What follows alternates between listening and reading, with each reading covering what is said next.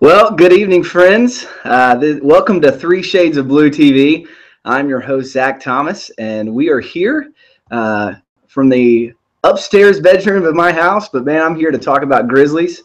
This is 3 Shades of Blue TV. It's something brand new, something that we have yet to experience and work on. But I'm really excited to be doing this, and we'll be talking about a lot of Grizzlies stuff. But before we get started, I just kind of wanted to go over a few things. First of all, if you want to follow us on Twitter, you can follow us at 3SOBtv. And if you'd like to follow me, I'm on Twitter at Zachary T. Thomas, as well as 3 Shades of Blue is at 3 Shades of Blue. So hopefully you already follow us. But if you don't, we'd love for you to follow us and keep up with all the interaction as we go into the season and all the things that we'll be providing you throughout the season. As you can tell behind me, I didn't necessarily plan that too well. It looks a little backward, but 3SOB.com is our website. It's supposed to be 3 Shades of Blue TV, our logo, but hey, you live and you learn, right? Apparently you can't change the orientation of the screen and of the camera here in Google Hangouts. But hey, we are here in a Google Hangout, and so if you have questions, if you have anything that while I'm talking about the Grizzlies, while I'm going over things that you want to hear, that you want answered, please tweet at me. I'm right here on Twitter. I've got 3SOBtv pulled up right now. So if you've got anything you'd like to say, anything you would like to add, more than happy to get to it. And if I can answer it, I will answer it. And if not, I'll be sure to work on it and find out the answer and get back to you. So let me tell you a little bit about what we're going to do on the show tonight. I'm going to recap training camp for you guys, talk a little bit about the preseason expectations, and then we'll get into the new TV deal. We'll talk about how it's going to affect the Grizzlies and our players, and then we'll also talk about the wing spots and who's going to be starting and what we can expect from preseason. So, but first, let me tell you a little bit about 3SOBtv, right? So I've got all of my notes here. This is really difficult, by the way. if you've ever tried talking to a camera with nobody else in the room and talking to thousands of people, well, maybe not thousands, but talking to people on the internet, it's quite interesting. But anyway, hey, glad you're here. So something completely out of the ordinary. We are a blog. 3 Shades of Blue started as a blog. We now have a radio show here locally in Memphis on Sports 56 and AM 87.7 FM Saturday mornings from 8 to 10. And this is something that I was reading. I'm in marketing, and I was reading a marketing study a few weeks ago, and it said that YouTube put out stats that say 95% of people ages 18 to 35 view video every day on their mobile phone. And so I thought, man, that is fascinating that everything's just going digital, right? So even though people read, we still read stories, we still read blogs. I thought, well, what if we can capture a little video content, put it into segments, and then put it up for people to watch? I mean, that can live on our YouTube video, our YouTube channel in perpetuity, as long as we have that channel up there, and as long as YouTube's around, it'll live there. So that's kind of what 3SOBtv came out of, at least this relaunch. You know, we kind of had one last year. After the game, we tried that out for a few games to see what it would be on the court, a little post-game recap. But we found that was a little more difficult and time-consuming. So we thought, well, let's scratch that. It's okay, you know, and we'll revamp and we'll retool. And this is what we came up with. And I am now the person who is your host. I won't always be the host. We might have some other people. And I'm also going to bring some other people on. So part of the Google Hangout is I can bring other people up and see who all is on hanging out with us, and bring in guests, and they can talk and their Grizzly knowledge, and I'll kind of have some interviews and stuff. But for tonight, at least, I wanted to kind of set the table, set the tone of what you're going to be expecting. This is going to be a weekly thing, or as needed. It's not something that we're going to do every day. It's not to really recap the games. It's not necessarily to even kind of follow after what other organizations are doing. 3 Shades of Blue, we have content that covers all the games, pre-game, post-game, as well as many other outlets out there. I know our blogger friends over at SBN Grizzlies, they do a great job of covering things too. Commercial Appeal, as well as the other media sites here in Memphis. So, that's not something that I'm going to spend time here doing. We may touch on certain aspects of the games, but this is not necessarily going to be a game recap type thing. It is going to be interactive, though. As I said, it's a Google Hangout, and if you've got questions and you've got things that you want to talk about, that's what I want to talk about. I want to cover the things that we've been discussing on Twitter, the questions that you throw out at me throughout the week, or you throw at us throughout the week.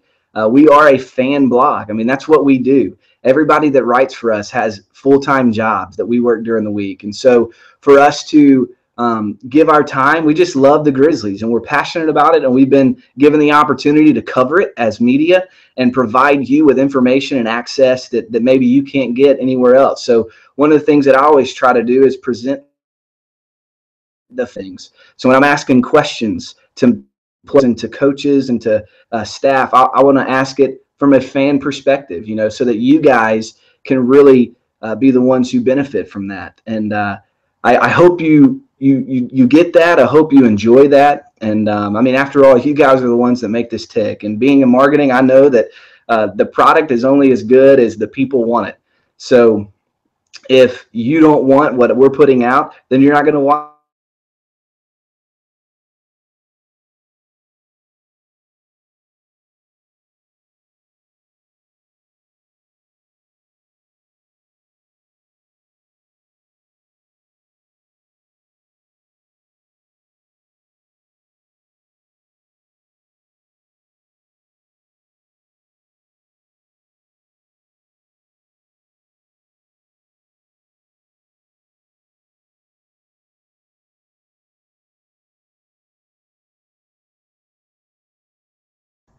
Okay, I have no clue what just happened. Something's happened. Hey, it's technology.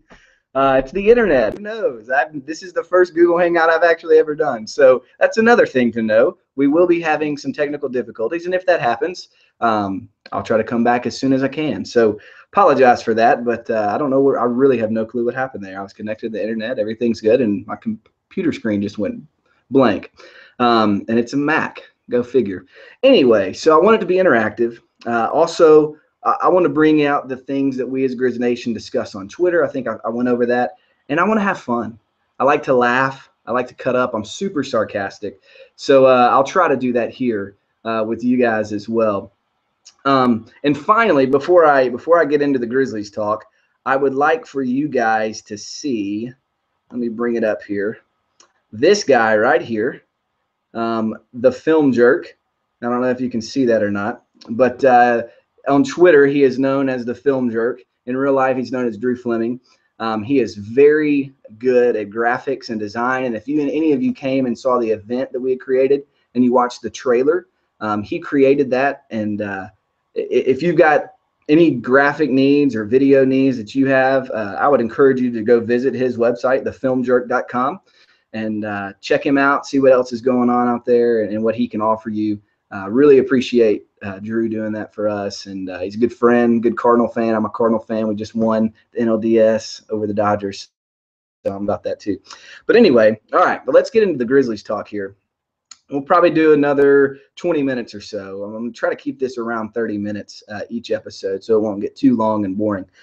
So first, let's talk about training camp, okay? So let's recap training camp. More than likely, you guys are passionate Grizzlies fans, so you've probably followed along with what was going on last week, but there might be some things that you don't know, or things that happened that you're unaware of. And so I wasn't there, so I can't speak on first person terms of actually witnessing things, but I've talked to some coaches and other people who were there, and basically they told me that this is one of the most competitive teams that they have seen assembled here in a Grizzlies uniform. I mean, that is very fascinating. It's encouraging to know that you have all of these core guys who have been here in Memphis for, 5, 6, 7, 8 years.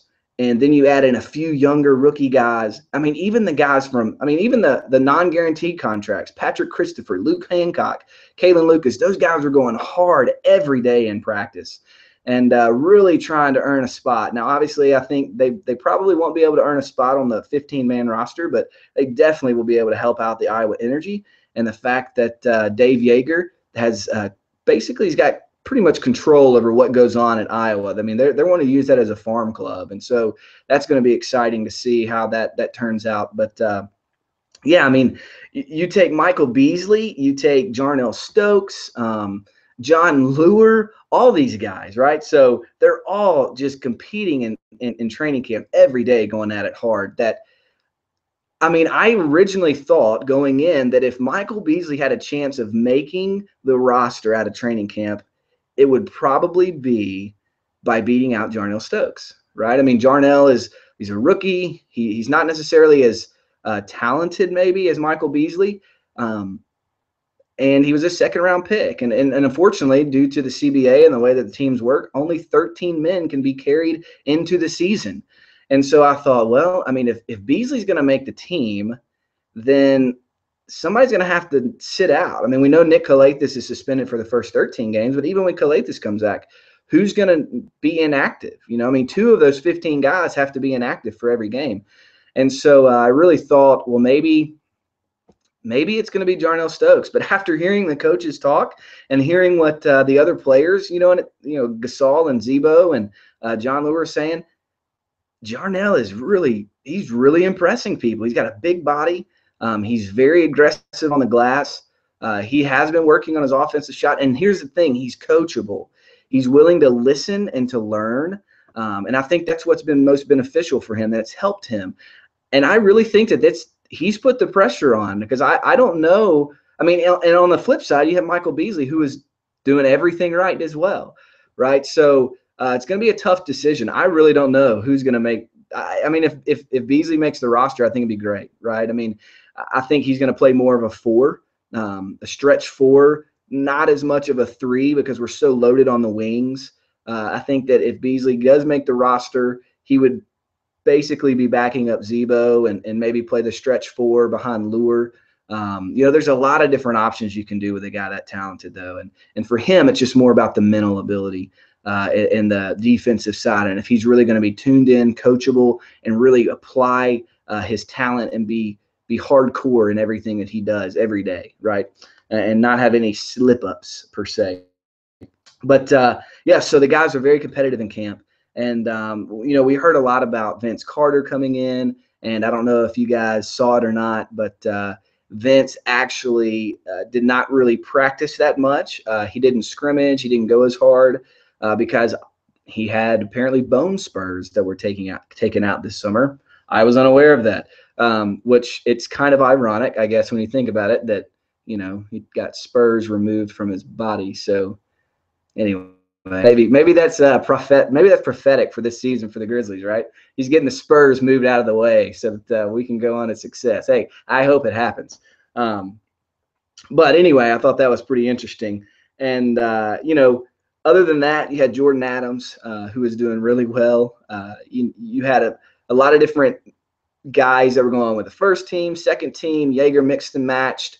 That first report came out that Coupon and Courtney Lee, I think, were with the first team, and Tony Allen was coming off the bench. And so people were like, oh my goodness, well, does that mean Tony's not starting or whatever? Hey, it's training camp. Yeager's out there trying a lot of different things, and so I don't think we need to read anything deeper into that, but we'll get to the wing spots in a moment. What I want to do now is I kind of want to get into the TV deal.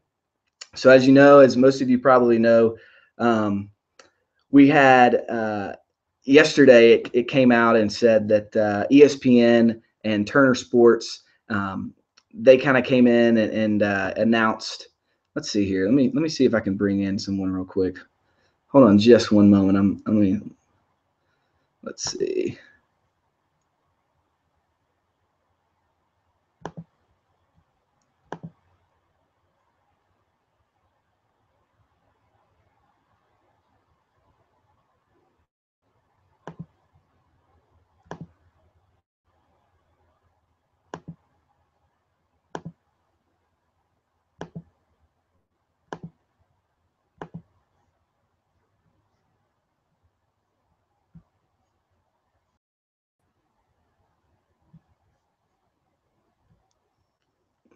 Well, I tell you what, that didn't work very well. I was trying to bring in another guy, Jonathan May, who was going to come and join us and talk a little bit about the TV deal. But I am new to this Google Hangout, so I'm going to have to figure out how to do that. So I don't want to waste anyone's time and make it boring and have a dead time there. So I know how important that is.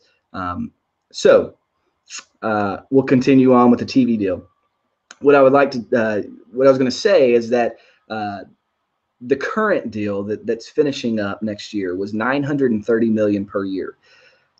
The new TV deal is $2.67 billion with a B per year. That's a mass. I mean, that's a triple. That's triple of what people were getting now, right? So all the teams are going to get all this more money. The owners are going to get a lot more money, and so the players, by default, are going to get more money, right? I mean, the salary cap's expected to jump by 20 million. And there's a lot of other things that's going to entail. And two stories that I read yesterday that are very valuable. I think they're great reads.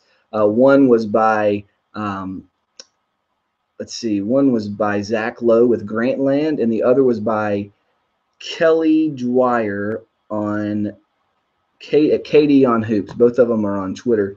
Kelly is at KD on Hoops, and Zach Lowe is at Zach Lowe NBA. So those are the two. I just shared those with you guys. So if you're watching, you can probably see those links there.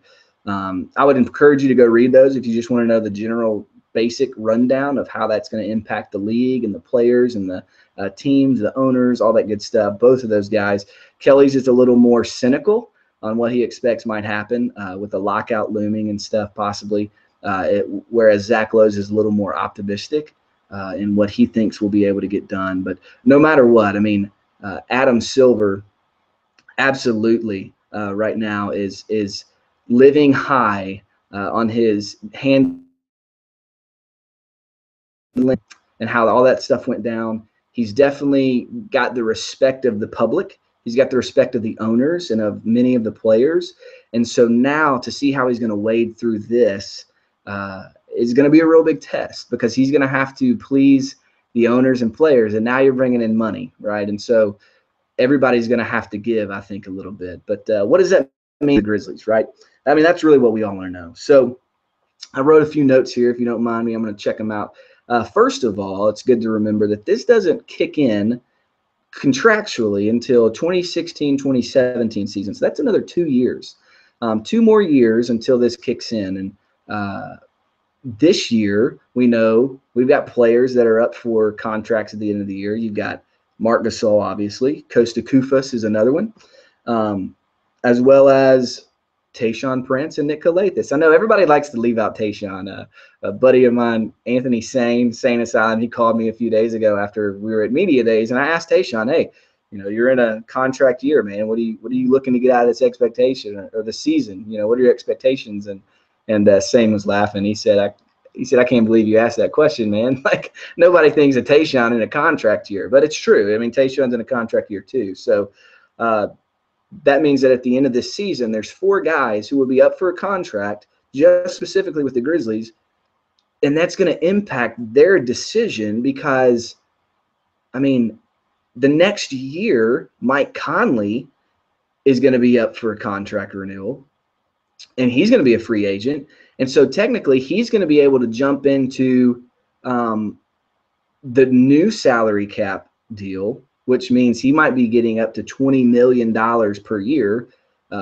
Whereas if Marc Gasol were to sign a multi-year deal, he might get a little less because of the way the salary cap is working. But I think with Gasol, let's just talk about Gasol for a second, because that's the immediate impact. So he is going to have a decision to make. If the salary cap jumps, let's just assume right now that nothing happens next year, right? So there's no smoothing that happens. Just for a moment, let's say that scenario one, owners and the league to give the players a chunk of money.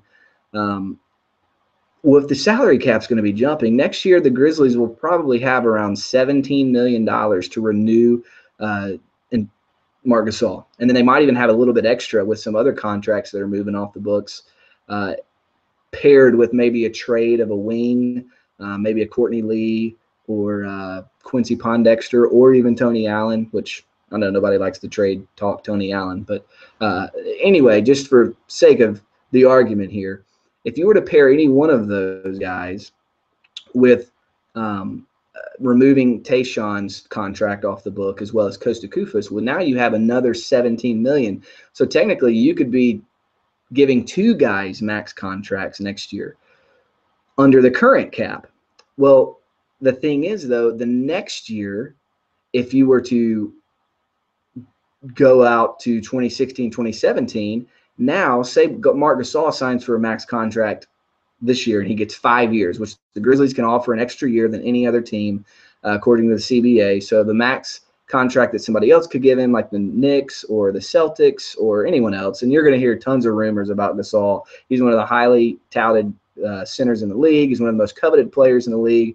I don't think he's going to leave. I don't think he's going to go anywhere. But anyway, well, just know you're going to hear rumors, but don't believe any of them unless you hear it come from someone that's reputable, like 3 Shades of Blue or anybody else that you follow from Memphis Grizzlies coverage.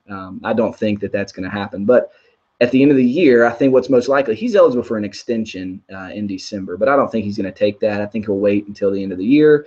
He'll become a full-fledged free agent. He'll test the market. He'll see what's out there. And then I think he's going to end up deciding either to sign a 5-year agreement, max deal with the Grizzlies, which it's going to be a lot of money next year.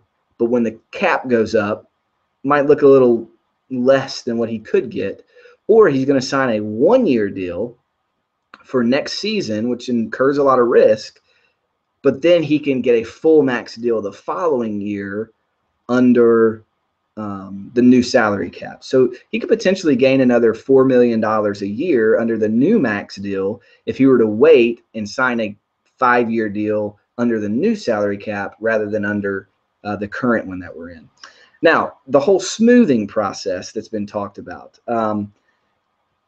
As far as the Grizzlies are concerned, with the other teams in the league, we've got most of our contracts that won't fall under the new, they'll fall under the new salary cap, meaning there's not a whole lot of big players for us that haven't already been given good contracts and shored up, right?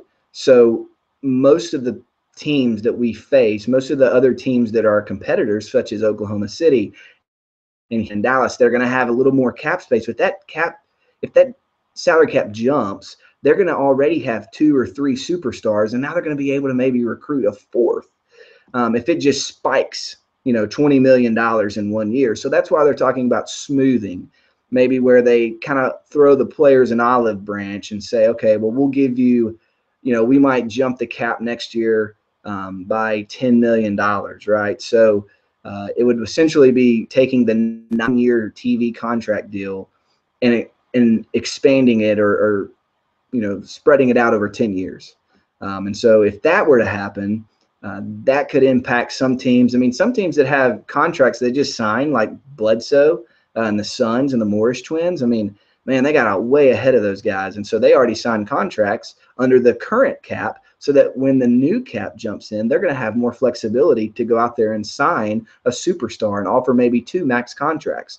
Whereas Memphis probably isn't going to have that same flexibility if Gasol decides to contract under this extension or a contract under this salary cap. So that's really confusing. And if it is confusing and I'm boring you, I'm sorry about that. Please let me know, because it can get confusing. I know some people who follow the Grizzlies, they love the Grizzlies and they write about it. They don't even understand the CBA. And honestly, I'm not a CBA expert. I don't know all the details and all the numbers, and I've read it before, and sometimes it gets really cloudy, but I think for the most part, that's what's going to happen. And then obviously going into 2016, 2017, you got Mike Conley that's up. So that salary cap jumping means Mike Conley's going to go from a $15 million a year contract probably to $20 million. And honestly, he's one of the best point guards in the league. I don't have a problem with paying Marc Gasol or paying Mike Conley max deals, because I think they've earned it. and I think that they'll be good for it, right?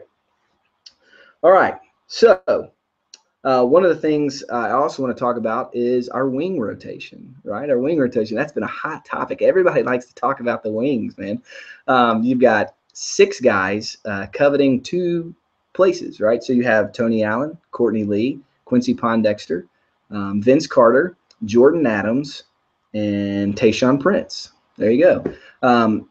Interesting stats. Let me start with these stats first. Let me pull that up. I'll show you this. I'll share this with you. Here are my NBA stats right here. So you guys can take a look at that. What I was able to see is I looked at last year's numbers, and a lot of people, and I understand it, right? I'm not a big, let's start Tayshaun Prince if we don't have to. But a lot of people are like me. And so I just thought, well, let me look at the numbers, right? Let's look at the statistics from last year, and let's see what the numbers say. Who was most effective playing together? So I looked at 4-man rotations. And out of the 4-man rotations that all played over 300, considerable amount, there were only like 7 4-man rotations that played 300 minutes or more. The best lineup was Zach Randolph, Mike Conley, Marc Gasol, and Tayshaun Prince, believe it or not. So the core 3 plus Tayshaun. Next was Zebo, Mark, Mike, and Courtney Lee. Third was Mark, Mike, Tayshaun, and Courtney Lee. And then fourth was Tony Allen with the main core 3 of Zebo, Mark, and Mike. Granted, they minutes together where the 3 had over 650 minutes together. But, I mean, it does say something, right? I mean, Tayshaun is not someone that we can just throw aside and say, well, he's worthless, he's not useful. I think he is useful. I think he's valuable to our team in the locker room, first of all. But I also think he's valuable in defensive matchups, and I think he can play the stretch 4. I mean, when you're going up against another big lineup, when we play other teams, I think throwing Tayshaun out there, he's disciplined. He knows when to shoot the ball, when not to shoot the ball, even if he misses them a lot of times. But I think that's important to know. And then when you go on a little bit further and you look at the best starting 5 last year, this starting 5 had a net rating of 7.2 and a defensive rating of 99 per game. That starting lineup was Mike Conley, Marc Gasol, Zach Randolph, Courtney Lee, and Tayshaun Prince. So yesterday in open practice, people said, oh my goodness, Tayshaun's out there starting with the starters and he's on the playing first team. And what does this mean? And I mean, I don't think it necessarily means anything. That's why we have the preseason games. We have 8 preseason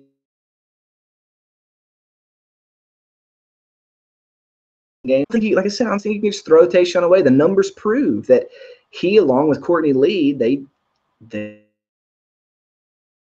were there in the starting role. And I know that Yeager even said in his own words, hey, well, Tayshaun or Tony Allen is better as a starter.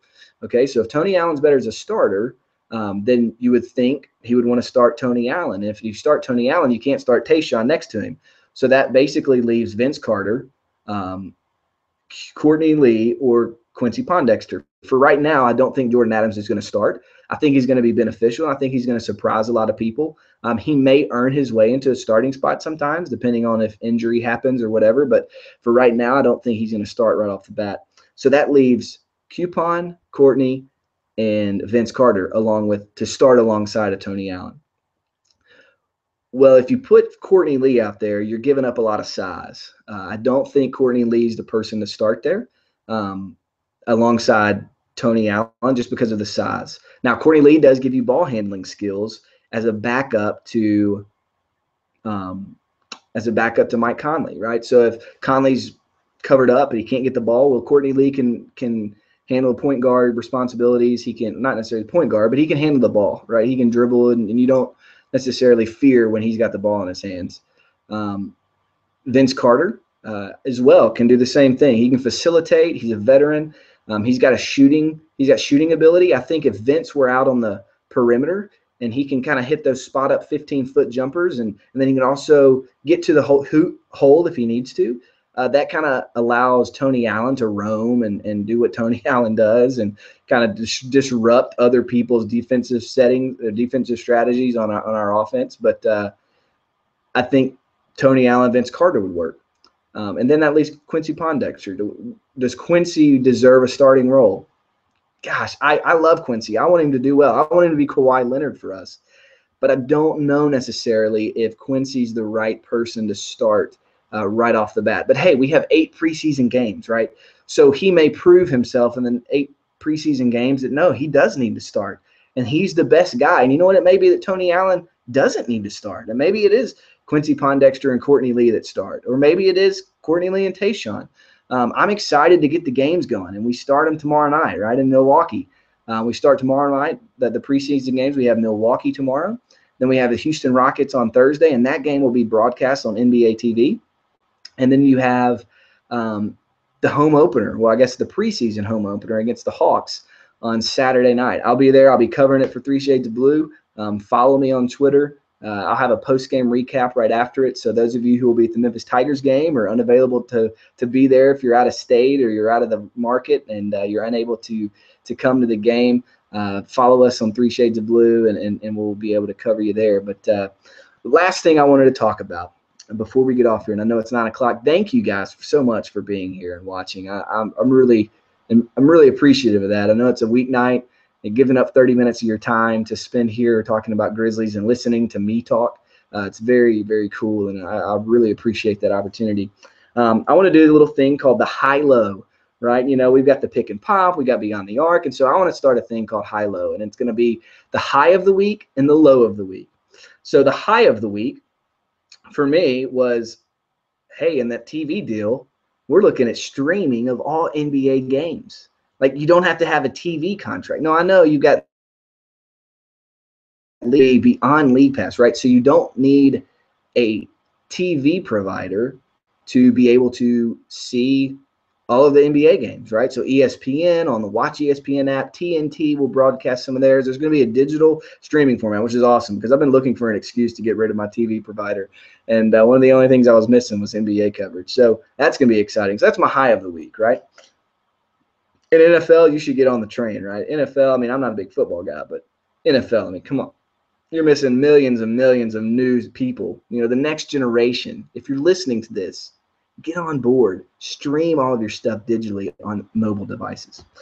Okay, the low of the week is the realization that in 2 years, we could be looking at a lockout again. The players have said that they're not going to be robbed again like they were 3 years ago when they signed the new CBA, and they were told that the owners were losing money, and then they ended up they sold the Clippers for $2 billion, right? So LeBron, Kobe, Russell Westbrook, those are some of the guys I saw today just on Twitter that were talking about it. So that's something to pay attention to. I'm kind of just in between. I think I have trust in Adam Silver and the NBA and the owners to work out a deal with the players, but also think that the players need to get paid more. I mean, they run the value of the league. They are the ones who make the league so enjoyable and bring all this cash in. So if you didn't have the players, you wouldn't have the league. And so I think that's important for them to get paid well. And anyway, so that's my high. That's my low of the week. That's my high of the week, and that's high low. So, hey, it is 9:03. It's been 33 minutes. I'm so glad you joined me here tonight on 3SOBtv. Again, follow us on Twitter at 3SOBtv, and you can follow me at Zachary T. Thomas. So, for me, I'm going to sign off now. I hope you have a great evening, and we'll see you around soon. Bye-bye.